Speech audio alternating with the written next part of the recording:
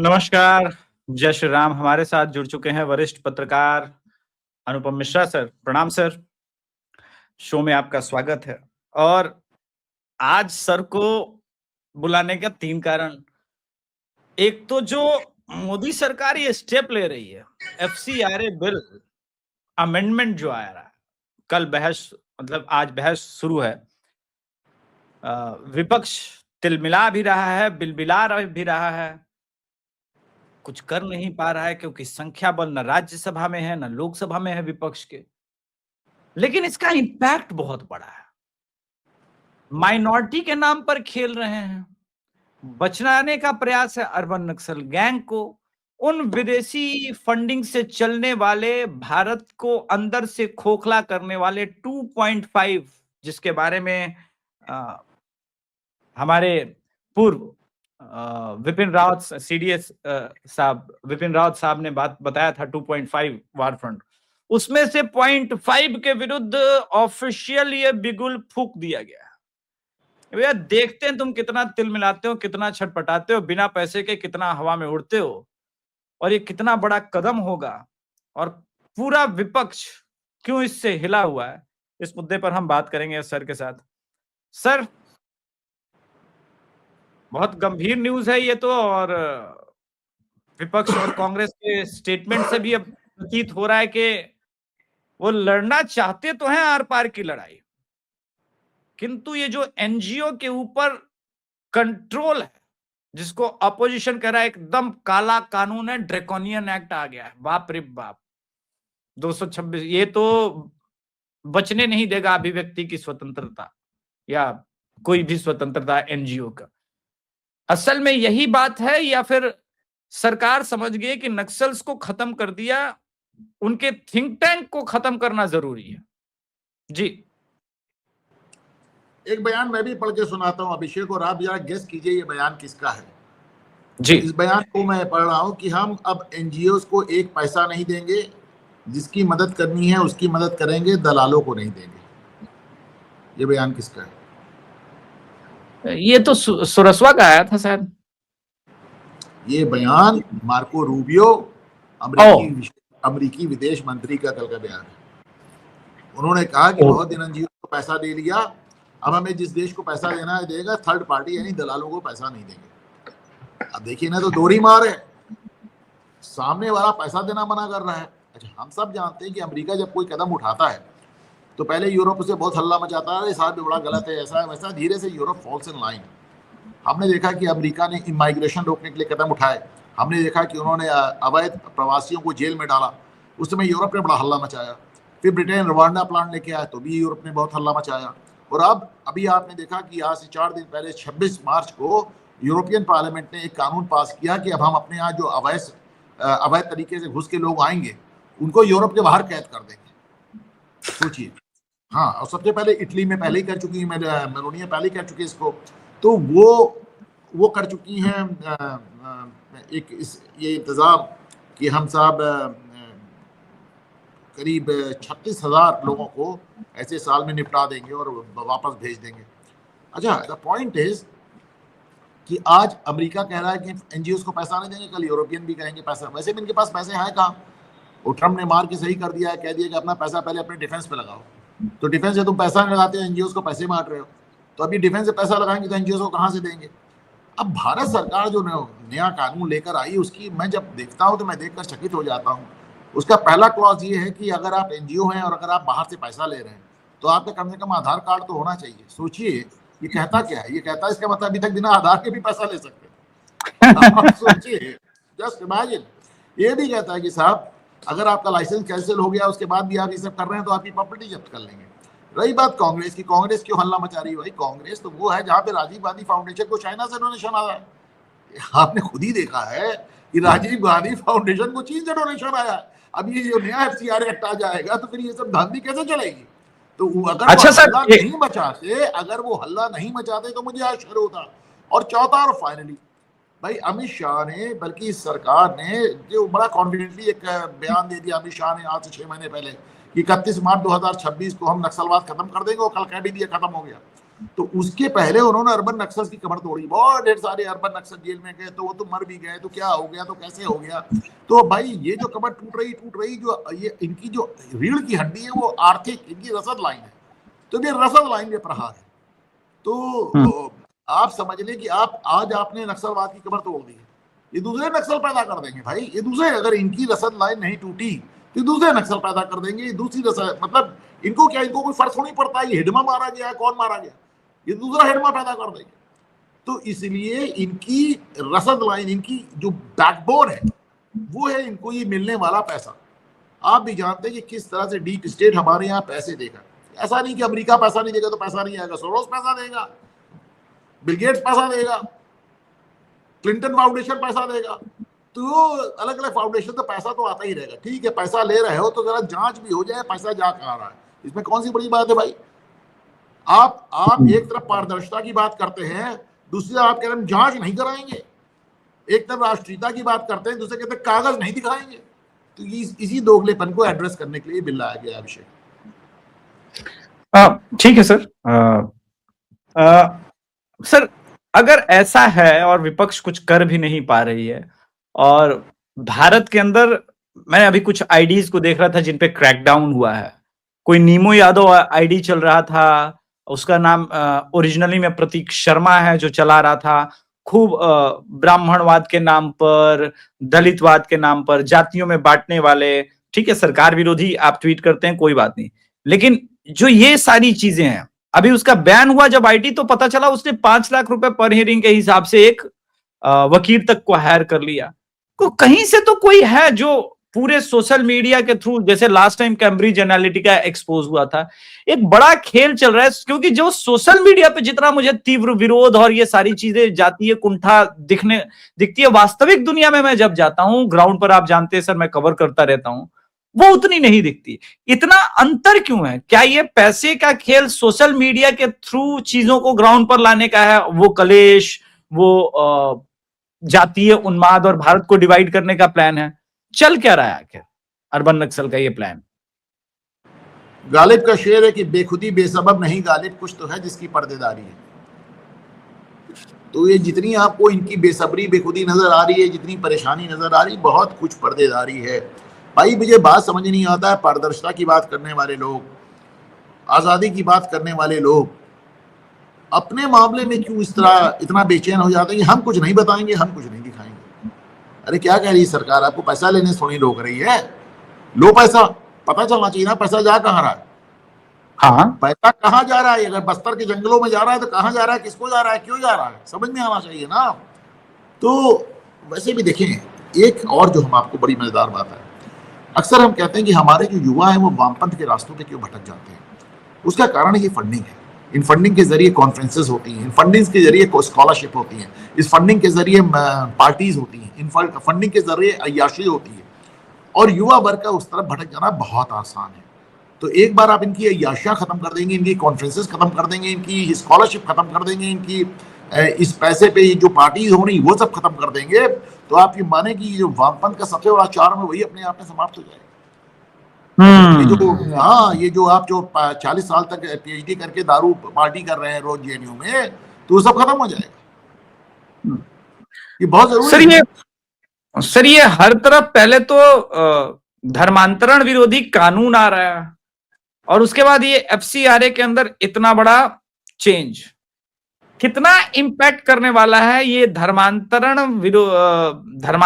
वाले गैंग को ये? क्योंकि मैंने पढ़ा अभी कुछ दिन पहले कि पंजाब के अंदर सबसे बड़ा एशिया का चर्च बनने वाला है। आई वॉज सरप्राइज्ड कि गुरुओं की धरती पर ये हो क्या रहा है।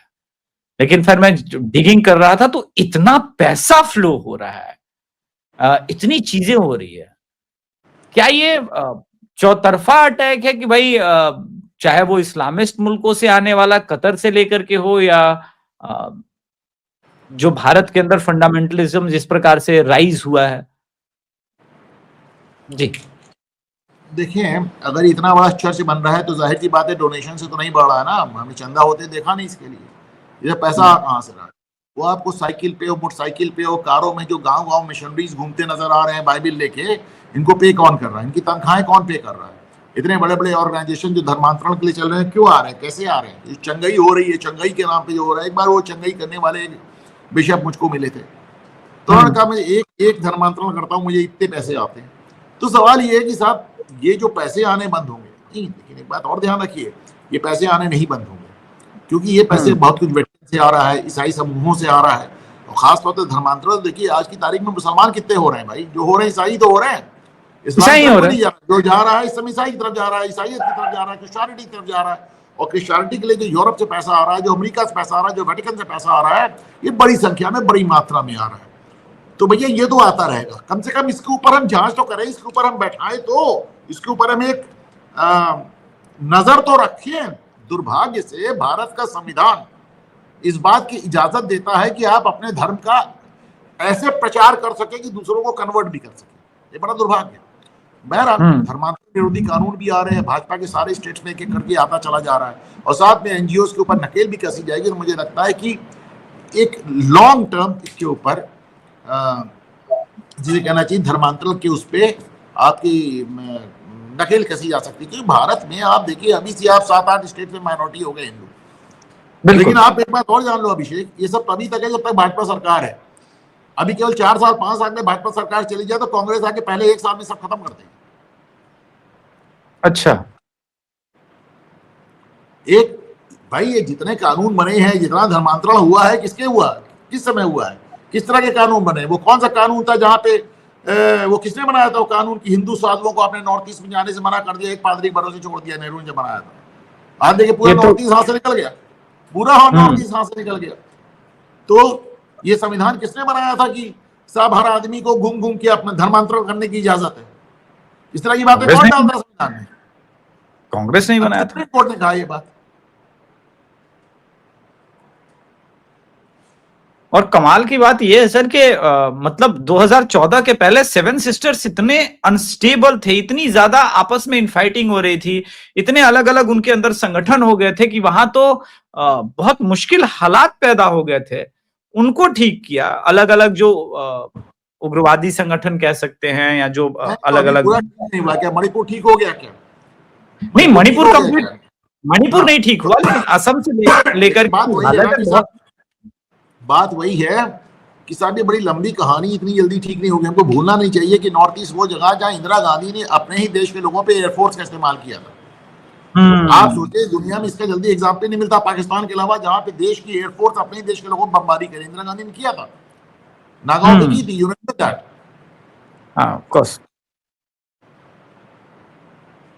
जख्म बहुत गहरे हैं। अच्छा सर, अब इसका आप लॉन्ग टाइम में आपने कहा कि ये तभी तक है जब तक भाजपा सरकार में, वरना कांग्रेस आते ही सब बराबर कर देगी और सारा किया धरा जो ये 10 साल 12 साल का है वो सब वैनिश, खत्म हो जाएगा। अरे भाई इस तरह देख लीजिए, अभी अमित शाह बता तो रहे थे कल संसद में कि कल या परसों बता रहे थे ना कि जो कांग्रेस पार्टी में जो सोनिया गांधी ने ये सरकार के ऊपर एक संस्था बनाई थी, क्या कहते थे उसको, जिसकी वो चेयरमैन थी, एनएससी। हाँ, ये नेशनल एडवाइजरी काउंसिल, एनएसी। हाँ, तो नेशनल एडवाइजरी काउंसिल बनाई थी। उन्होंने कहा एक नजर उठा के देख लिए सब के सब उसमें अर्बन नक्सली तो भरे हुए हैं, जितने भरे सब अर्बन नक्सली तो भरे हुए थे। इसलिए मैं कह रहा हूं कि उनको एक दिन का मौका मिलता है वो सब पलट देते हैं। वो आपकी तरह 12 साल इंतजार नहीं करते। ये जो सर है आपकी तरफ 12 साल इंतजार नहीं करते, और आप बड़े प्रशंसक रहे हैं इस बात को लेकर के जो बालन शाह ने किया कि भाई स्टूडेंट पॉलिटिक्स खत्म हो गई। बिल्कुल, मैंने कभी कोई प्रशंसक नहीं रहा हूं। मैं सिर्फ ये कहता हूँ बालन शाह जो कर रहे हैं वो बालन शाह नेपाल में कर सकते हैं, भारत में बालन शाह ने पूर्व प्रधानमंत्री को शपथ लेते ही गिरफ्तार कर लिया। क्या यहाँ संभव था कि मोदी मनमोहन सिंह और राहुल गांधी और सोनिया गांधी गिरफ्तार कर लेते? Was it possible? है ना? तो नेपाल और भारत की परिस्थितियां अलग है। नेपाल और भारत की एकदम परिस्थितियां अलग हैं, दोनों के बीच में कोई कंपैरिजन नहीं है। मैं प्रशंसक नहीं हूँ, मैं कहा ठीक है उन्होंने 12 साल इंतजार नहीं किया, तुरंत कर डाला। पर हकीकत ये है कि जो बालन शाह ने नेपाल में किया, अच्छा एक चीज और देखें, वहां पे शेख हसीना को भगा दिया। कहीं कोई दुनिया में हल्ला हुआ, इमरान खान को जेल भेज दिया। कहीं कोई हल्ला हुआ, केपी शर्मा ओली को जेल भेज दिया। कहीं कोई हल्ला हुआ तो नेपाल, पाकिस्तान और ये बांग्लादेश, बांग्लादेश। 3 मुल्कों का आपके सामने है जहां पे पूर्व प्रधानमंत्री जेल में, लेकिन या बाहर है। 2 जगह जेल में हो, तीसरी जगह उनको मौत की सजा सुनाई जा चुकी। लेकिन कहीं आपको वेस्टर्न डेमोक्रेसी से कहीं कोई हल्ला मचता नजर आया? ये नजर आता है कि इन तीनों देशों में जो इस समय वर्तमान रजीम है उसको डीप स्टेट का और पश्चिमी देशों का समर्थन हासिल है, अमेरिका का समर्थन हासिल है। आपको हासिल है? नहीं हासिल, नहीं हासिल उल्टा है। यहाँ तो उल्टा है। यहाँ तो आपको बदलने का प्रयास चल रहा है, बदलने का प्रयास चल रहा है। और ये सारी चीजें अब ऐसे में जो सर ये ईरान के स्थिति में ये संकट उत्पन्न हुआ है, ऐसे में आप भारत को आने वाले समय में कहाँ देखते हैं? लगातार अलग अलग ढंग से जिस प्रकार से प्रेशर बिल्डिंग का ये किया जा रहा है मोदी सरकार के ऊपर, हम देख रहे हैं कोई समाजवादी पार्टी के बड़े आदमी के पास पेट्रोल पड़ा हुआ है, कहीं सिलेंडर पड़ा हुआ है। ये चीज हमने कर्नाटका में भी देखी। ये जो राजनीति चल रही है इसका क्या इम्पैक्ट आप देख रहे हैं सर लॉन्ग टाइम में, ये पूरा जो वॉर चल रहा है इस समय भारत के ऊपर? देखो भाई अभिषेक, ऐसा है कि अगर ये युद्ध लंबा चला तो पेट्रोल की कीमत भी बढ़ेगी और तुम्हारे टूथब्रश की कीमत भी बढ़ेगी, सबकी कीमत बढ़ेगी, हर चीज की कीमत बढ़ेगी। अभी बड़े आश्चर्य की बात है, केवल 3 देश ऐसे हैं जिन्होंने पेट्रोल की कीमत नहीं बढ़ाई। एक रूस, दूसरा सऊदी अरब, तीसरा भारत। पर रूस और सऊदी अरब में तो पेट्रोल होता है भाई, वो क्यों बढ़ाएंगे? बाकी तो अमेरिका में होता है, अमेरिका तक बढ़ा चुका है। केवल भारत इकलौता देश है दुनिया में जिसने कीमत नहीं बढ़ाई। लेकिन आप कब तक रोक लेंगे? अरे भाई युद्ध चल रहा है, कोई हमारी वजह से थोड़ी चल रहा है। युद्ध चलेगा, तेल की कमी होगी, ग्लोबल ऑयल प्राइसेस आप देखे भाग रही हैं, मतलब पूरी दुनिया में ऑयल प्राइसेस भाग रही हैं। आप कब तक बर्दाश्त करेंगे? कब तक? आपको तो बढ़ाना पड़ेगा, इसकी भी बढ़ेगी और मेरे हाथ में जो कलम है इसकी बढ़ेगी, सब चीजों की प्राइस बढ़ेगी। अगर युद्ध बढ़ा वो तो भारत सरकार को बढ़ाना पड़ेगा। दुर्भाग्य है कि ऐसे समय पे देश के साथ आने की जगह विपक्ष आपदा में अवसर ढूंढ रहा है, और उसने हमेशा ढूंढा है। जब उसने कोविड में सरकार को नहीं छोड़ा तो युद्ध में क्या छोड़ेगा अभिषेक? और आपको लगता है कि इस वक्त चूंकि नरेंद्र मोदी चारों तरफ से घिरे हुए हैं, एक इनके समर्थक आपस में उलझे हुए हैं, जो एक दूसरे के समर्थक होते थे कम से कम अभी तो विभाजित ही नजर आते हैं, और आपस में लड़ाई बहुत ज्यादा है। हमने देखा कि द्रौपदी मुर्मू जी वृंदावन की यात्रा पर थी, अपने आप में इतना बड़ा न्यूज था कि भारत की महामहिम राष्ट्रपति वामपंथियों के इकोसिस्टम पर कितना बड़ा चोट था, जो आज तक सालों से चलता आ रहा है। अमित शाह जी ने भी कहा था कि ऐसा क्या हुआ कि भाई जो लोग अपना आदर्श सिद्धू कानू को मानते थे, बिरसा मुंडा जी को मानते थे, अचानक वो हुले लैया को अपना आदर्श बनाने लगे, सब कुछ भूल गए और अपने आप को गैर हिंदू बोलने लगे। रूस की क्रांति के बाद यहाँ communist party out of nowhere कैसे बन गई? इन सब चीजों को जब कनेक्ट करता हूं, और ऐसे में जब मोदी जी के शासन में महामहिम राष्ट्रपति महोदया वृंदावन का पूरा ये पद यात्रा करती है नंगे पांव, और न्यूज तक नहीं बनता सर, तो क्या भाजपा आईटी सेल और जो इस वक्त राष्ट्रवादी के बीच में एक कंफ्यूजन है, कम्युनिकेशन गैप है, ये आपको भारी पड़ता हुआ दिख रहा है लॉन्ग रन में सर? देखिए, भारतीय जनता पार्टी की आईटी सेल की कमी या उसकी अयोग्यता 2024 के चुनाव में साबित हो चुकी थी, और साबित तो बहुत चीजें हो चुकी हैं।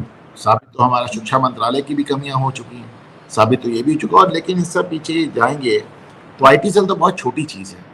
जिस सरकार ने आज तक सूचना प्रसारण मंत्री नहीं अपॉइंट किया, अब मैं कहते कहते थक गया उसको अभिषेक, मैं कहते कहते थक चुका हूं कि ये विभाग कितना महत्वपूर्ण है कि स्वतंत्रता के तुरंत बाद सरदार पटेल ने पहले वो खुद सूचना प्रसारण मंत्रालय लिया अपने हाथ में। ये विभाग इतना महत्वपूर्ण है कि इंदिरा गांधी ने शास्त्री की गवर्नमेंट ज्वाइन करने के लिए शर्त रखी कि मुझे सूचना प्रसारण मंत्री बनाओ। ये विभाग इतना महत्वपूर्ण है कि इंदिरा गांधी प्रधानमंत्री रहते हुए कई बार इसको अपने पास रखी, और उस विभाग को हमने अश्विनी वैष्णव को दे रखा है। वो ट्रेन चलाएंगे कि सूचना प्रसारण देखेंगे। हमारे पास एक प्रॉपर सूचना प्रसारण मंत्री नहीं, क्यों नहीं? ये प्रधानमंत्री बेहतर बता पाएंगे, मुझे नहीं मालूम है, लेकिन ये एक ऐसी बात है जिसके लिए मैं हमेशा आवाज उठाता रहूंगा। सोशल मीडिया खास तौर से इतनी ज्यादा घातक हो चुकी है, इतनी नेगेटिव हो चुकी है, टॉक्सिक हो चुकी है। फर्जी नाम से, जैसे भी आपने नीमू यादव के बारे में बताया, जैसे फर्जी नाम से लगातार लोग बना के बाहरी, कुछ देश के अंदर कुछ देश के बाहर लगातार अकाउंट चल रहे हैं। तो हमको तो एक फुल टाइम एक मिनिस्ट्री चाहिए, बल्कि उस मिनिस्ट्री का एक्सपेंशन चाहिए। प्रिंट मीडिया के लिए अलग चाहिए, टीवी के लिए अलग चाहिए, सोशल मीडिया के लिए अलग चाहिए। उसके नीचे डिप्टी मिनिस्टर भी चाहिए, आप समझिए एक तरह से। ये एक्स के लिए अलग चाहिए, फेसबुक के लिए अलग चाहिए, यूट्यूब के लिए अलग चाहिए। तो यहाँ मंत्री है नहीं, क्या कहा? मतलब मैं सरप्राइज हुआ कि उसका एक और कारण है कि संभवतः जो इनके लिए फ्री में लिखते थे, बोलते थे, वो कई कारणों से रूठे हुए हैं, ये मैं मानता हूं, लेकिन ये भी प्रयास नहीं हो रहा है कि इन तक पहुंचा जाए, कुछ चीजों को एड्रेस किया जाए, कोर्स करेक्शन किया जाए। बंगाल जैसा महत्वपूर्ण चुनाव चल रहा है और बंगाल में जिस प्रकार से गुजराती समाज को महुआ मोइत्रा ने अपमानित किया, बोला कि उनका स्वतंत्रता आंदोलन में कोई योगदान नहीं है, बंगाल के कंपैरिजन में जिस तरह से बड़ी मजेदार बात है, गांधी को, बड़ी मजेदार बात है, गांधी को ही बोल गए। नहीं नहीं, वो तो पटेल साहब को ही बोल रही हैं, लेकिन ये बड़ी मजेदार बात, ये बड़ी मजेदार बात है कि देखिए, मैं हमेशा कहता हूं कि अगर आप अज्ञानी हैं तब कोई दिक्कत नहीं है, पर अज्ञान के साथ जब अहंकार हो जाता है तो आप लेफ्टिस्ट और लिबरल हो जाते हैं। लेफ्टिस्ट लिबरल होने के लिए सबसे बड़ी बात है कि आपके साथ अहंकार, अज्ञानी अहंकार होना चाहिए, क्योंकि जो अज्ञानी होता है वो सीख लेता है, पर जिसके पास अज्ञान का ही अहंकार है, जो इलिटरेट होने के साथ साथ एरोगेंट भी है, वो लिबरल है, वो लेफ्ट। नया आपने बताया मुझे आज और हमारे दर्शकों को, क्योंकि मैं मानता था कि अज्ञानी लोग कम से कम सीखने का प्रयास करते हैं, यहाँ अज्ञानी लोग अहंकारी बन जाते हैं। ना, अज्ञानी लोग हमेशा सीखने का प्रयास करते हैं, पर जब अज्ञानी आदमी को अज्ञान का ही अहंकार हो जाए तो लेफ्ट लिबरल हो जाता है। अच्छा, नहीं ठीक है, ये नई जानकारी है दोस्तों कि अज्ञानी लोग अहंकारी होते हैं और वही लोग लेफ्टिस्ट बाद में बनते हैं कालांतर में। सर तत्काल तत्काल में, सॉरी, ये भी ठीक है, तत्काल में वही लोग भारत के लेफ्टिस्ट हैं। भारत के संदर्भ में या पूरी दुनिया के संदर्भ में ये ज्ञान? पूरी दुनिया के संदर्भ में लेफ्ट लिबरल क्या है इसको समझ लीजिए। जिसको जानकारी का अभाव है, जो जानना चाहता नहीं, जो अपनी जानकारी के अभाव पे ही फूला फिरता है, मतलब अज्ञान और अहंकार मिलकर। अगर आप इलिटरेट हैं और साथ में आप एरोगेंट हैं तो आप लेफ्ट है और लिबरल है। ओके, फाइन, बढ़िया बात है। सर, तमिलनाडु, केरल और बंगाल के अंदर, असम के अंदर चुनाव है। प्रधानमंत्री जी ने कहा कि डेमोग्राफी चेंज पर हम सिर्फ चुनावी बात नहीं कर रहे हैं, हम ऑलरेडी इस पर एक्शन मोड में हैं, हम इस पर काम कर रहे हैं और आने वाले समय में ये जो घुसपैठिए हैं, ये जो डेमोग्राफी चेंज है, इसको हम ठीक किया जाए। क्या ये माना जाए कि प्रधानमंत्री उस चीज की अब तैयारी कर रहे हैं 2.0 के? पहले हमने नक्सल्स को खत्म किया, अब अर्बन नक्सल्स को चोट कर रहे हैं, और अब जो जितना इन लोगों ने चुनाव के लिए, चुनाव जीतने के लिए बाहर से आयातित बुला करके यहाँ बिठा के रखे हैं, इनका स्क्रू टाइट करने का टाइम है। क्या आपको लग रहा है कि वास्तव में एक्शन बड़ा होने जा रहा है भारत के अंदर? मुझे नहीं मालूम अभिषेक, होगा तो देख लूंगा, नहीं होगा तो देख लूंगा। मैं दूसरी बात आपसे कहता हूँ, मैं आपसे ये कह रहा हूँ कि करने का सबसे बढ़िया समय है। समय इसलिए है सबसे अच्छा क्योंकि भाई जो लोग आपको क्रिटिसाइज करते थे वही ये काम कर रहे हैं। अभी आप देखिए, यूरोपियन यूनियन ने, मैंने आज के संवाद की शुरुआत, यूरोपियन यूनियन ने ये बिल पास किया। देखिए, ये बिल पास किया, अवैध प्रवासी सबको निकाल के बाहर कैद कर दिया जाएगा, वो भी अपने देश में नहीं रखा जाएगा, अफ्रीका में रखा जाएगा। तो इस समय अमेरिका भगा रहा है, यूरोप भगा रहा है, तो भाई बहती गंगा में हाथ धोइए, आप भी भगाइए, कोई क्रिटिसाइज करने वाला भी नहीं होगा। सुप्रीम कोर्ट भी कह रही निकाल के बाहर कीजिए, सुप्रीम कोर्ट भी कह रही है, यूरोप भी कह रहा है, अमेरिका भी कह रहा है, सब लोग कह रहे हैं, तो इसका फायदा उठाइए भाई। अगर अभी नहीं तो फिर कभी नहीं। नहीं, लेकिन ये लोग, इनका इंटेंट दिख रहा है। फॉरेनर और इमिग्रेशन बिल आने के बाद हर स्टेट में डिटेंशन सेंटर बनाने का होम मिनिस्ट्री से आदेश पारित किया गया। योगी जी तो हर डिस्ट्रिक्ट में बनाने की बात कर रहे हैं, और हर जगह से पकड़े भी ये लोग जा रहे हैं। योगी जी ने हर मंडल में बना रहे हैं। खैर बाबा, एक मंडल में 2-3 जिले होते हैं, 4 जिले होते हैं। हाँ, तो नहीं, ठीक है, बाबा तो खैर बाबा है, वो तो कुछ भी कर सकते हैं, बाबा जी की तो बात और है।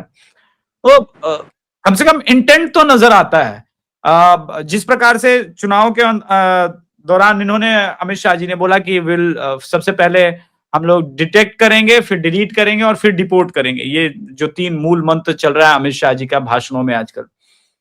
तो एसआईआर से डिटेक्शन तो शुरू हो चुका है, उसके बाद डिलीट भी प्रोसेस में है।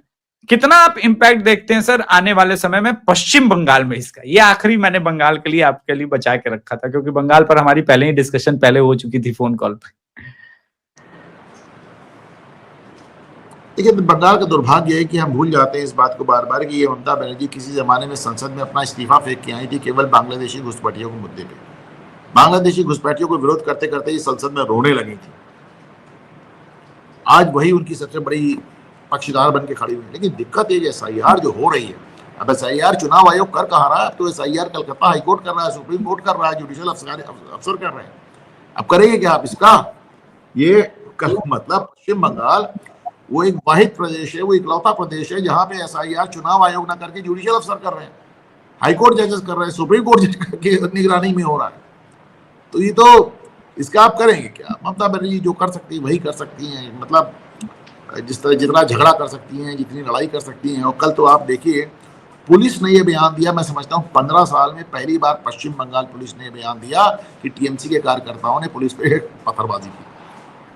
नहीं, ये बदलाव की शुरुआत बताती है जब पुलिस आपके अगेंस्ट होने लगे ना, क्योंकि पुलिस वालों को सबसे पहले पता चलता है भैया सत्ता बदल रही है।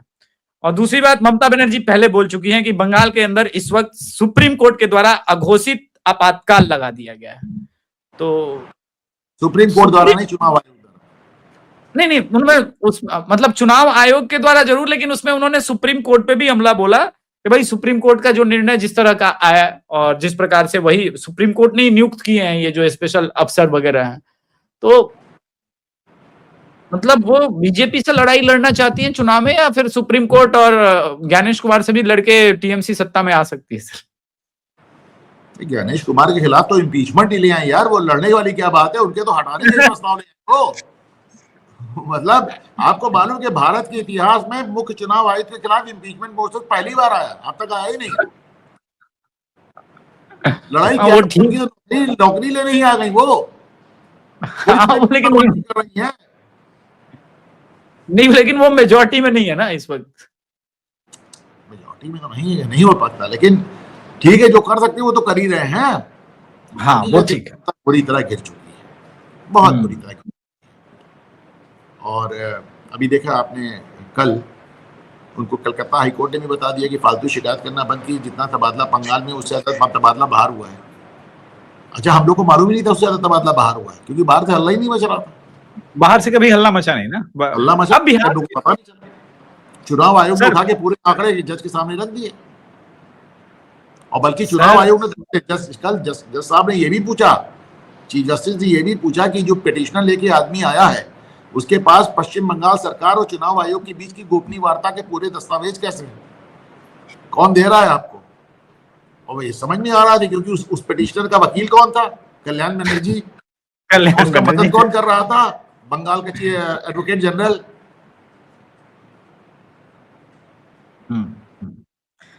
उम्मीद करते हैं सर कि FCRA बिल के बाद ये जो तिलमिलाहट है वो और बढ़ेगी, और ट्विटर पर हमारा एंटरटेनमेंट यूं ही अज्ञानी लेफ्टिस्ट जारी रखेंगे। दर्शकों, आज के संस्करण में इतना ही। हमारे साथ जुड़े हुए थे घूमता आईना और प्रयागराज टाइम्स से अनुपम मिश्रा सर। कृपया इन्हें सपोर्ट कीजिए, सब्सक्राइब कीजिए, और द अभिषेक तिवारी शो को बंगाल पर रेगुलर अगर आप सुनना चाहते हैं, देखना चाहते हैं, तो आप यूं ही सपोर्ट कीजिए। धन्यवाद, नमस्कार, जय श्री राम। जय श्री राम।